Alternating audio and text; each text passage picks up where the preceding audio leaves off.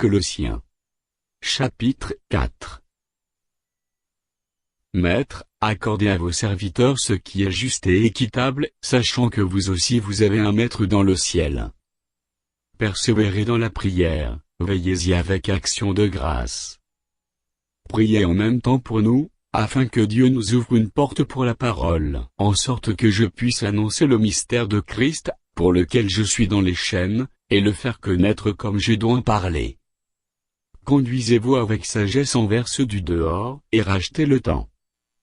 Que votre parole soit toujours accompagnée de grâce, assaisonnée de sel, afin que vous sachiez comment il faut répondre à chacun.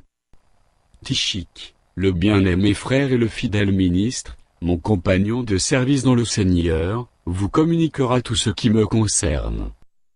Je l'envoie exprès vers vous, pour que vous connaissiez notre situation, et pour qu'il console vos cœurs. Je l'envoie avec Onésime, le fidèle et bien-aimé frère, qui est des vôtres. Ils vous informeront de tout ce qui se passe ici. Aristarque, mon compagnon de captivité, vous salue, ainsi que Marc, le cousin de Barnabas, au sujet duquel vous avez reçu des ordres. S'il va chez vous, accueillez-le. Jésus, appelé Justus, vous salue aussi. Ils sont du nombre des circoncis, et les seuls qui aient travaillé avec moi pour le royaume de Dieu, et qui a été pour moi une consolation. Épaphras, qui est des vôtres, vous salue, serviteur de Jésus-Christ, il ne cesse de combattre pour vous dans ses prières, afin que, parfait et pleinement persuadé, vous persistiez dans une entière soumission à la volonté de Dieu.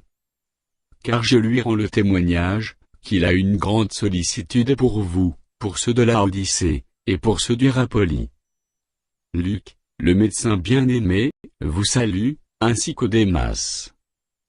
Saluez les frères qui sont à Laodicée, et Nympha, et l'Église qui est dans sa maison. Lorsque cette lettre aura été lue chez vous, faites en sorte qu'elle soit aussi lue dans l'Église des Laodicéens, et que vous lisiez à votre tour celle qui vous arrivera de Laodicée. Édite Archippe, prends garde au ministère, que tu as reçu dans le Seigneur, afin de le bien remplir.